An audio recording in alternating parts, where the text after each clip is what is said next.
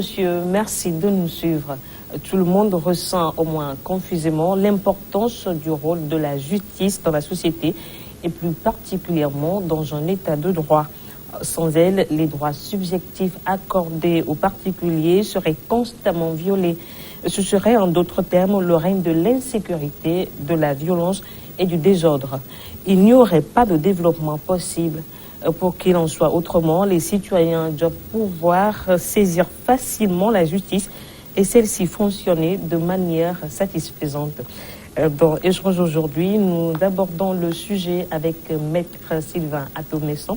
Il est avocat et également secrétaire général de l'Union panafricaine des avocats, en abrégé PALU. Merci d'avoir accepté notre invitation. Merci de m'avoir invité. En 2019, on pose toujours la même question fondamentale. Existe-t-il encore une justice en Afrique francophone lorsque celle-ci est avant tout perçue par les populations comme corrompue, inaccessible et ne permettant pas d'espérer un jugement juste? Oui, il existe bel et bien une justice dans les pays francophones, encore plus qu'aujourd'hui, puisque vous vous apercevrez aisément que dans la plupart de ces pays, nous sommes dans des processus de programmes de développement, d'émergence et de modernisation de la justice. Vous savez, les clichés que l'on a toujours infligés à la justice dans nos pays demeurent. On n'a jamais pu dépoussiérer cela et les paradigmes qui ont couru les foyers, les landerneaux dans tous les pays demeurent et on oublie les efforts qui sont consentis d'abord par les États eux-mêmes, aussi par les acteurs de la justice pour sortir de ces clichés-là, parce que nous sommes aujourd'hui dans une économie mondialisée. Est-ce que vous voulez nous dire par là que les États et les acteurs de la justice reconnaissent qu'il y a toujours eu un procès qui est fait à... Oui, il y a un procès qui est fait aux avocats, un procès qui est fait aux magistrats. Lorsqu'on perd un dossier, il faut forcément que le juge ait reçu de l'argent. C'est vrai qu'il y a une insécurité juridique et judiciaire dans nos pays, que l'uniformisation du droit n'a pas fini de régler. Mais aujourd'hui, les gens sont conscients que leurs décisions ne sont plus sanctionnées au Togo, mais dans d'autres pays, dans d'autres sphères.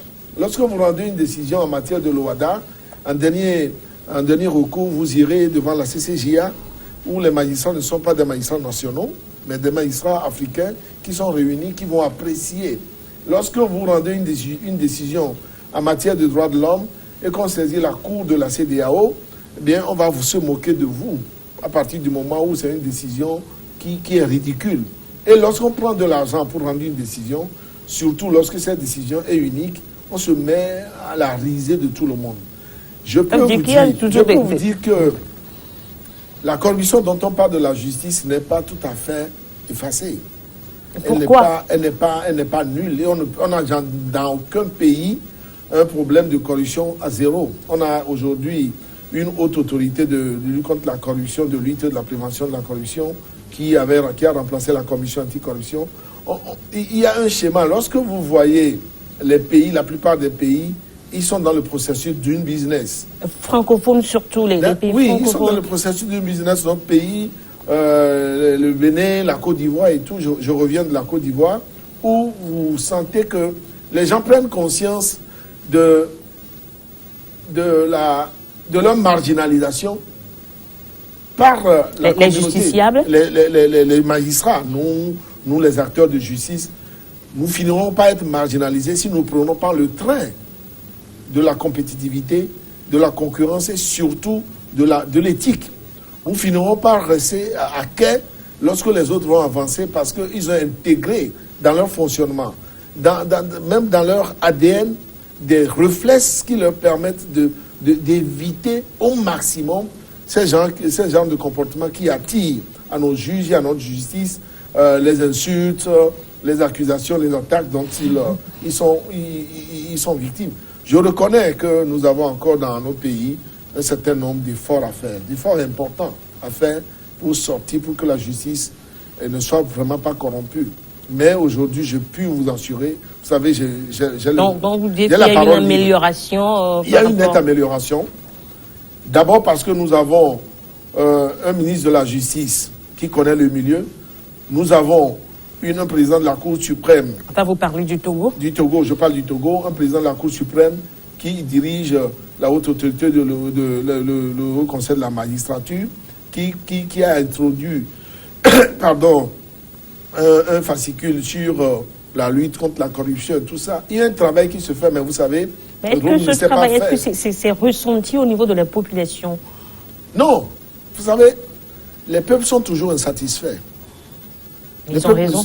Oui, les peuples ne sont jamais contents. Dans aucun pays, un peuple n'est content de ceux qui sont à la tête des institutions, de ceux qui les dirigent et tout ça.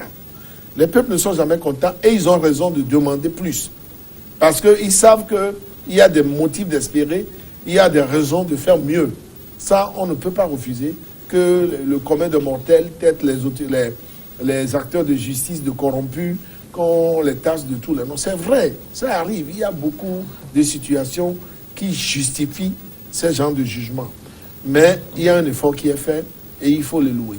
Dans la plupart des pays africains, on soutient les droits de l'homme officiellement, mais ces droits ne sont pas toujours accordés. Quelles peuvent être, selon vous, les raisons? Vous savez, les droits de l'homme sont des tests pris dans les instances internationales, parfois sans apprécier le contexte national. Lorsque nos dirigeants vont prendre des engagements internationaux, ils les prennent pour le plaisir, pour leur aura, pour leur prestige, pour plaire à une certaine communauté. Mais lorsqu'on revient dans la masse, on s'aperçoit très rapidement qu'il y a un certain nombre de réalités qu'on a occultées ou qu'on a oubliées. Ça, c'est la première raison. Mais la deuxième raison, vous savez que je suis très attaché aux droits de l'homme. La deuxième raison, c'est que les hommes aiment, lorsqu'ils ont l'autorité, le pouvoir, à en abuser. Et lorsqu'on ne met pas des structures de contre-pouvoir ou que ces structures ne sont pas indépendantes ou ne fonctionnent pas normalement suivant les standards internationaux, on assiste à ce genre de situation. Vous savez, j'ai siégé à la Commission nationale des droits de l'homme pendant 10 ans. Je sais qu'il y a des situations de violation des droits de l'homme sur lesquelles on peut agir et même qu'on peut régler. Mais parfois, lorsque nous sommes dans des pays, vous avez vu ce qui s'est passé au Bénin, aux dernières élections, il y a d'autres situations où les droits de l'homme sont suffisamment mis à mal.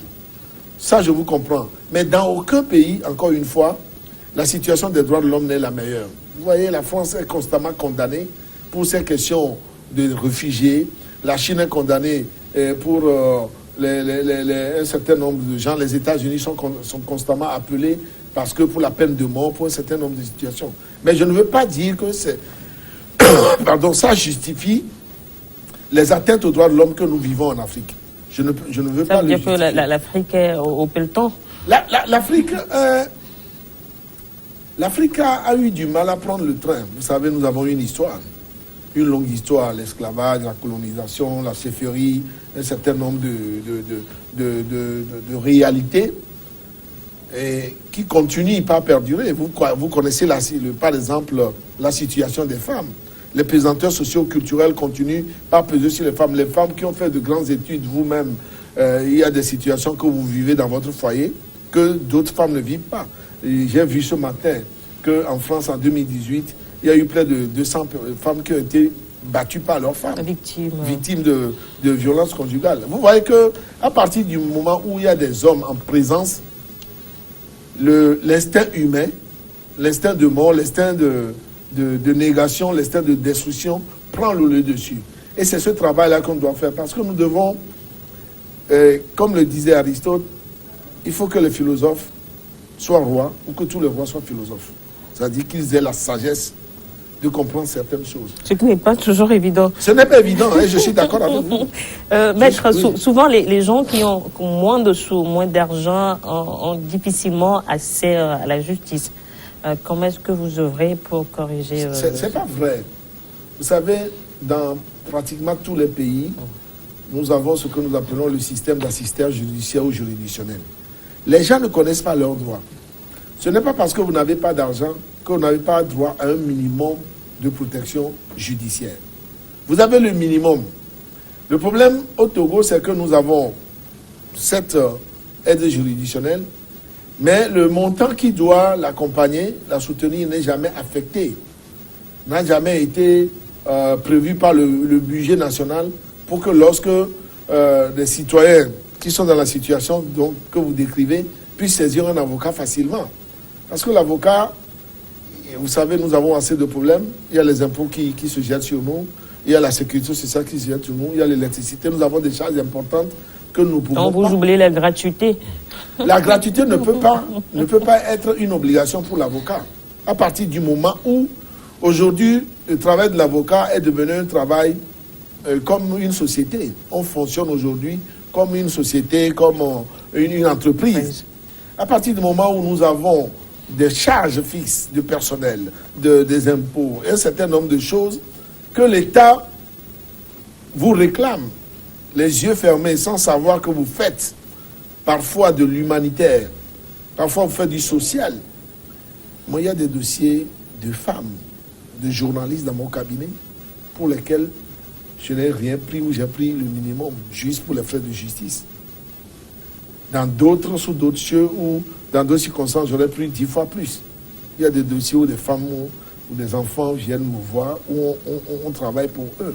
Est-ce que vous réclamez au niveau de l'État cet accompagnement financier? Quand l'État vote une loi qui prévoit l'aide juridictionnelle afin que les gens démunis puissent être défendus chaque fois que de besoin. Il y a des moments où on nous commet d'office pour les assises, pour aller défendre des accusés qui passent devant la cour d'assises. Nous ne sommes pas payés. Nous ne sommes pas payés. Dans d'autres pays, lorsqu'on envoie un avocat plaider devant une cour d'assises, il a un montant, une enveloppe, même si c'est minime, ça lui permet de payer, de faire face à un certain nombre de choses. Donc vous comprenez que ce n'est pas l'avocat qui va régler le problème de l'assistance juridique. L'avocat est libre de vouloir prendre quelqu'un qui n'a pas d'argent ou qui a d'argent. Personne ne l'oblige. C'est le cœur. C'est une œuvre de cœur. Alors, comment est-ce que vous pouvez arriver à combler le décalage entre les institutions et l'attente des populations? D'abord, il faut que les institutions soient animées par des gens qui sont pétris de valeurs de liberté, de justice, de solidarité. Est-ce que c'est le cas aujourd'hui? Non, je ne peux pas le dire parce qu'il y a un fossé dans notre pays, les hautes autorités l'ont reconnu, un fossé entre ceux qui ont les moyens et ceux qui n'en ont pas du tout. Au Togo, vous pouvez vous lever sans avoir 1000 francs en poche, alors que d'autres ont 1 million, 2 millions en poche. Au Togo, vous pouvez vous lever sans manger, alors que d'autres jettent la nourriture. En Côte d'Ivoire, au Bénin, partout, en Afrique. Le train de vie de ceux qui ont les moyens rend malheureux et honteux ceux qui n'en ont pas. Ça, c'est vrai. Et c'est pourquoi je dis que lorsque on est pétri des valeurs de liberté et de justice sociale, on a un regard sur ce genre de choses. Lorsque vous baignez dans un milieu où les gens autour de vous ont du mal à vivre, vous ne savez pas le champagne tous les jours. Vous n'offrez pas des grands crus de vin autour de vous. Et alors, comment, en tant qu'acteur, vous pensez qu'on pourrait combler ce décalage? Je vous le dis, c'est de mettre en place un système de sécurité sociale efficient qui couvre toute la population. Et je crois que on est en train de le faire. Je ne suis pas inscrit à la sécurité sociale au Togo, donc je ne sais pas comment ça fonctionne. Aujourd'hui, qu'est-ce qui crée cet enfermement sur soi? C'est que vous avez l'impression que lorsque vous ouvrez votre porte aux gens, les autres en profitent. Ils en abusent, ils font n'importe quoi. Ils ne se mettent pas à leur place. Et mieux, je disais dans l'une de mes réflexions la dernière fois, que les gens, au lieu de savoir, de chercher à faire ce qu'ils veulent, ce qu'ils peuvent faire, Ils restent à longueur de journée, les yeux levés vers le ciel en demandant à Dieu de descendre et de venir les aider. Le monde aujourd'hui... Est-ce que ça empêchait de prier, maître? Ce n'est pas empêché de prier, mais les prières n'ont jamais changé la situation d'un homme. Si la personne même ne travaille pas. Nous allons marquer une pause et revenir juste après le journal sur votre chaîne.